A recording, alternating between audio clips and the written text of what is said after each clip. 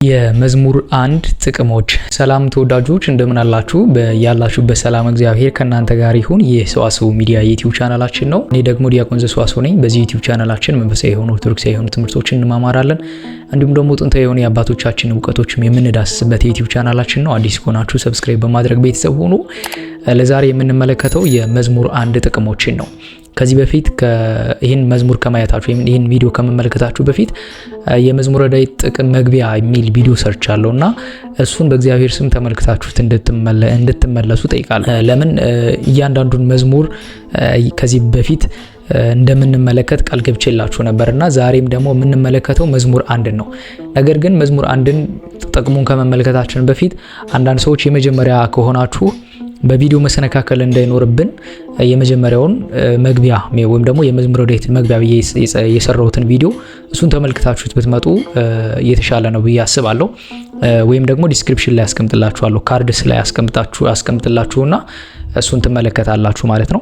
በዛሬ ቪዲዮአችን ግን የምንመለከተው የመዝሙር አንድ ጥቅም ፍካሬ ጻድቃን ወዘኃጥአን ወይንም ደግሞ ምስጉን ነው በክፉዎች ምክር ያልሄደ በኃጢአተኞች መንገድ ያልቆመ የሚለው መዝሙር አባቶቻችን ለምን ይጠቀሙት ነበር የሚለውን እንመለከታለን። አባቶቻችን መዝሙረ ዳዊትን በጣም ከስጋዊ ለመንፈሳዊ ነገር በዘለለ ለስጋዊ ነገሮቻቸውም ይጠቀሙበታል። አሁን ቅድስት ቤተክርስቲያን የምታስተምረን ብዙ ጊዜ መንፈሳዊ ነገሩን ወይም ደግሞ ቤተክርስቲያን አላማዋም መንፈሳዊ ሰዎች መንፈሳዊ ሆነው ነፍሳቸውን እንዲያድኑ ድህነት እንዲያገኙ የነፍስ ድህነት እንዲያገኙ ነው አላማቸውና አባቶቻችን ግን መዝሙረ ዳዊትም ለስጋዊ ነገር የሚጠቀሙበት ነበረ። ከመንፈሳዊ ድህነት በተጨማሪ ለስጋዊ ነገሮቻቸውም ደግሞ ያውሉት ነበር። እያንዳንዱ መዝሙር ደግሞ የራሱ የሆነ ጥቅም አለው ማለት ነው። እንዳልኳችሁ ከዚህ በፊት ይህንን ነገር ለክፉ ነገር ልንጠቀምበት ብትሉት አይሰራም። ልባችሁ ክፉ ሐሳብ ካለበት ወይንም ደግሞ ለሰዎች ክፉ የምታስቡ ከሆናችሁ ያንን ነገራችሁን ካልወሰዳችሁ የምታደርጉት ነገር ሁሉ ምንም አይሰራም። ምንድነው አባቶቻችን ሲናገሩ ሳል ይዞ ስርቆት ቂም ይዞ ጸሎት አይሆንም ይባላልና በልቦናችን ውስጥ ለሰዎች ክፉ የምናስብ ከሆነ ክፉ ለማድረግ የምንፈልግ አይነት ሰዎች ከሆነን የምነግራችሁ ነገሮች በሙሉ ወደፊት የምነግራችሁ ነገሮች እንደማይሰሩ ከሆኑ እንድታውቁና ልቦናችሁን ንጹህ እንድታረጉ በእግዚአብሔር ስም ጠይቃለሁ። ስለዚህ ዛሬ ስለ መዝሙረ ዳዊት ጥቅም ስለ መዝሙር አንድ ጥቅም እንዳሳለን። አባቶቻችን መዝሙር አንድን በጣም ለበርካታ ነገሮች ይጠቀሙበታል። አሁንም ቀድሜ የምላችሁ ነገር ከዚህ በፊት ያለውን ቪዲዮ ተመልከቱት። እንደገና ደግሞ የዕለቱን ከመጸለይ ወደ ኋላ እንዳትሉ። አሁን ይሄ ሲባል መዝሙር አንድን ብቻ እንጸልያለን ማለት የለባችሁም። ጥቅሙን ካወቃችሁ በኋላ ከዚህም በኋላ ለምነግራችሁ ነገር ማለት ነው የዕለቱን በማድረግ ያ ደግሞ መንፈሳዊ ድህነትም ስለሚያሰጥ ጸሎት በራሱ ከእግዚአብሔር ጋር ስለሚያገናኝ እንዲሁም ደግሞ ይሄን የምነግራችሁ ነገር ደግሞ ለስጋዊ ነገራችሁ ተጠቅማችሁ ራሳችሁን እንድታሻሽሉበት ራሳችሁን እንድትጠቅሙበት ነው። አባቶቻችን ለረጅም ሰዓት ለምንድን ነው ይሄንን ነገር የደበቁት ብለን ስንጠይቅ አባቶቻችን ይሄንን ነገር ያደረጉበት ምክንያት እኛ ገንጥለን አንድ ብቻ ነገር ይዘን ስለምንሄድ ነው። ብዙ ነገር ለመጠቀም ከማሰብ ይልቅ ትንሿን አንዷን ብቻ ለብዙ ነገር እንጠቀማለን ብለን ስለምናስብ ያዝነውን ነገር ስለምንነቅ ቁንጽል ዕውቀት ስላለን ስለሚያውቁ ለረጅም ዘመን ይሄን ነገር ደብቆታል። እናም እዚህ ቪዲዮ ላይ ስሰራ ግን እናንተም ደግሞ የዕለቱን ከመጸለይ ተከልክላችሁ ይሄን ነገር ወደ መስራት ብቻ እንዳታዙትሩ ፈራለሁ። ስለዚህ የዕለቱን መዝሙረ ዳዊት ሁልጊዜም ከመጸለይ ወደ ኋላ አትኑ። ጀማሪ ከሆናችሁ 10 መዝሙረ ዳዊት በየዕለቱ መጸለይ፣ ጠንካሮች ከሆናችሁ ደግሞ እየለመዳችሁት ከሆነ ደግሞ በዕለቱ የታዘዘው መዝሙረ ዳዊት ከመጸለይ ወደ ኋላ ማለት የለባችሁም። ይህን ቪዲዮ ደግሞ ለሌሎች አገልግሎቶች ቆርጣችሁ እንዳትጠቀሙት ኮፒራይት የተመዘገበ ስለሆነ ያስጠይቃል ማለት ነው። ስለዚህ ሌላ ቦታ ላይ ፖስት እንዳታደርጉት ቪዲዮአችሁንም ስለሚጎዳ ሶሻል ሚዲያችሁን ሊጎዳ ስለሚችል ማለት ነው። ምክንያቱም ለሌላ ነገር እየተጠቀሙበት ስለሆነ ቆርጠው የሆነ ትንሽ ቆርጥ አድርገው ለሌላ ነገር ስለሚጠቀሙበት ማለት ነው። ስለዚህ እንዳላበዛባችሁ ዛሬ የመዝሙር አንድን ጥቅም እንመለከታለን ማለት ነው። የመጀመሪያው የመዝሙር አንድ ጥቅም አባቶቻችን ለብዙ ነገር ይጠቀሙበታል ብቻ አሉ። ለምሳሌ የማትወልድ ሴት መካን የሆነች ሴት ሲገጥማቸው መካንነት ያው የእግዚአብሔር ፈቃድ ላይሆን ይችላል፣ እግዚአብሔርን ፈቅዶት ሊሆን ይችላል መካን ሊያደርገን የሚችለው ነገር ግን በተለያየ ምክንያት መካን ልትሆን ትችላለች አንዲት ሴት። ስለዚህ የሚያደርጉት ምንድነው መዝሙር አንድን ጽፎም ይሰጧታል። እንዲሁም ደግሞ 7 ጊዜ ደግሞ ከዛ ጽፎ ደግሞ እንድትይዙ ያደርጓታል እና እቺ ሴት እንድትወልድ ትሆናለች ማለት ነው። አባቶቻችን ለመካን ሴት ይህንን ይጠቀሙበት ነበረ። ሴት አልወልድ ስትል ወይንም ደግሞ አልጸንስ ስትል በተለያየ ምክንያት ጽንሷንም ደግሞ የሚያስቸግራት ነገር ሲገጥማቸው መዝሙር አንድን በ7 ጊዜ ይጸልዩና በማይ አድርገው ወይም ደግሞ በጸበል አድርገው ፍፍ ብለው እንድትጠጣ ያደርጓታል። አሁን ከዚህ በኋላ የምነግራችሁ 3 7 እያልኩ ነው የምነግራችሁ ማለት ነው። 3 ጊዜ 7 ጊዜ ሊጸልይ ይችላል እያንዳንዱ መዝሙርና ለመካነ ሴት አልወልድ ላለች ሴት ይሄንን ልታደርጉበት ትችላላችሁ ማለት ነው። ስለዚህ ለመካነ ሴት ይሆናል። አባቶቻችን ይሄንን ይጠቀሙበት ነበረ ማለት ነው። ሌላኛው ሁለተኛው ደግሞ ምጥ ለተያዘች ሴት ደግሞ ይጸልዩላታል። በተለይ ደግሞ አይታችሁ ከሆነ እንዳሁኑ ሆስፒታል አልነበረም። አባቶቻችን የጥንት ጥበባቸው ይሄ ነው። እንደ በፊቱ እንዳሁኑ ሆስፒታል ሳይኖር በፊት ሴት ልጅ የምትወልደው ባለችበት ቦታ ላይ ሆና ነው። ስለዚህ ምጥ ሊያስቸግራት ይችላል። በጣም ጭንቅ የሆነ ምጥ ሊያስቸግራት ይችላል። ይህን መዝሙር አንድን 3 ጊዜ ሲጸልዩላት በደህና ትገላገላለች ወይም ደግሞ ትወልዳለች ማለት ነው። ስለዚህ አንደኛ ለመካነ ሴት ይሆናል። ሁለተኛ ደግሞ ምክንያትነት ላለበት እንዲሁም ደግሞ ምጥ በጣም ላስቸግራት ሴት አባቶቻችን ይህን ነገር ይጠቀሙበታል። በጣም ለረጅም ሰዓት በማማጥ ለሚቸገሩ እናቶቻችን እህቶቻችን ይህን ነገር ቢጸልዩላችሁ ባላችሁ ሆናችሁ ወይንም ደግሞ አሁን አንዲት ሴት ባለችበት ዘመን ሆና ራሱ ሆስፒታልም ገብታ ሰርጀሪ ላለመሰራት ወይንም ደግሞ ሆዷንም ላለማስነካት ማህፀኗን ላለማስነካት ስትል ይህንን ነገር ቢጸልይላት ባለችበት ሆስፒታልም ሆና ይህንን ነገር መውለድ ትችላለች ማለት ነው። ስለዚህ በንጽህና ሆናችሁ 3 ጊዜ ብትጸልዩላት ከዛ በኋላ ያለችበት ቦታ ላይ ሆናችሁ ለሷ ብትጸልዩላት ምጥ እንደተያዘች ስታውቁ ይህንን ብታደርጉላት አንዲት ሴት ልጅ ካላት ምጥ ትገላገላለች ማለት ነው። ስለዚህ ለምጥ በጣም ለተጨነቀች በምጥ ለተጨነቀች ሴትም ይሆናል መዝሙር አንድ ማለት ነው። በጣም የሚገርም በጣም ብዙ አገልግሎት አለው። ሶስተኛው ደግሞ አንድ ሰው የሆነ ነገር ሲተክል ወይም ደግሞ አባቶቻችን ያው ድሮ አትክልት ሲተክሉ አልያዘላቸው ይላልና እንትን ስለሚልባቸው በተለያየ ምክንያት አትክልቱ እምቢ ስለሚያስቸግራቸው ይህን መዝሙር ይጸልዩትና 7 ጊዜ ይጸልዩበትና አትክልቱን ይተክሉታል እናም ይይዝላቸዋል።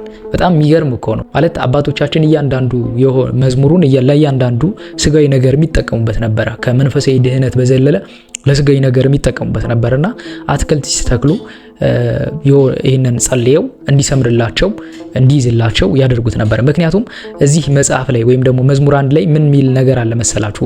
ፍሬዋን በየጊዜዋ እንደምትሰጥ ጠሏም እንደማይረግፍ ዛፍ ይሆናል የሚል አለ። የሚሰራ ሁሉ ይከናወንለታል የሚል ቃል አለና ይህን ቃል ራሱ ቃል በቃል ብፁዕ ብእሲ ዘይሆረ በምክረ ረሲያን ወዘይቆም ውስተ ፍኖተ ኃጥአን እዚህ ያለ ስለሆነ የሚሄደው አትክልት ተክለው እንተ ትክል ሀበ መዋዘማይ እንተ ትፍሬሃ በበጊዜሃ ይላል በግዕዙ አይደለ? አሁን ያልኩላችሁ ፍሬዋን በየጊዜዋ እንደምትሰጥ ቅጠሏም እንደማይረግፍ ዛፍ ይሆናል የሚላል እና አትክልት ሲተክሉ 7 ጊዜ ጸልየው ያተክሉታል። ከዛ ይዝላችኋል፣ ይጸድቅላችኋል ማለት ነው።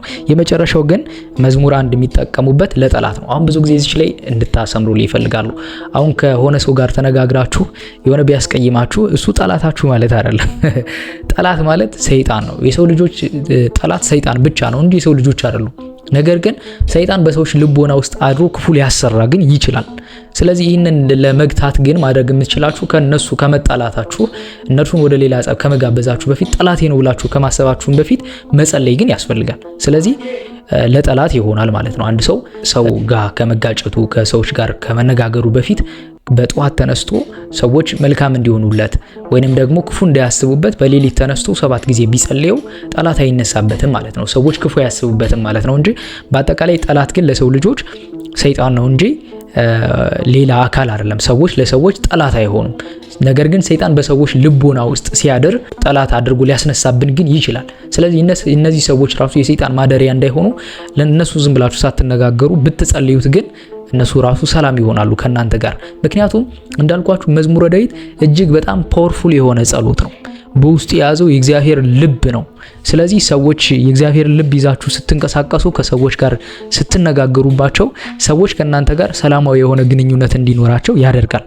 የሰዎችን ልቡና የመቅረጽ አቅም አለው። እናንተ ራሱ ክፉ የምታስቡ ከሆነ ይህንን መዝሙር ብትጸልዩት በየጊዜው ይጠቅማችኋል ማለት ነው። ልቦናችሁን መልካም ሐሳብ እንዲያስብ ያደርጋችኋል ማለት ነው። ለምን በየጊዜው ትንሽ ትንሽ እያደረጋችሁ ወደ ውስጥ ስታስገቡት መዝሙሩ በራሱ ኃይል ያለው የእግዚአብሔር ኃይል ያለበት መዝሙር ስለሆነ እናንተንም ራሱ የመቅረጽ አቅም አለው ማለት ነው። ስለዚህ ሰዎች ጠላት ሆነው ሲያስቡ ወይንም ደግሞ በሰዎች ላይ ሰዎች ለእናንተ ክፉ እያሰቡባችሁ ከሆነ ማለት ነው ያንን እንዲያስቡ የሚያደርጋቸው በራሱ ሰይጣን ስለሆነ ያን ክፉ መንፈስ ከነሱ እንዲርቅ ስለሚያደርገው ይህን መዝሙር በጠዋት ተነስታችሁ ከማንም ጋር ሳትነጋገሩ ነው የሚለው አባቶቻችን እንደዛ ነው ያስቀመጡት።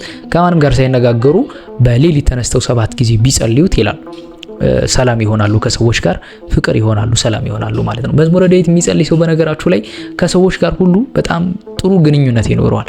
ሰላማዊ የሆነ ግንኙነት ነው የሚኖረው።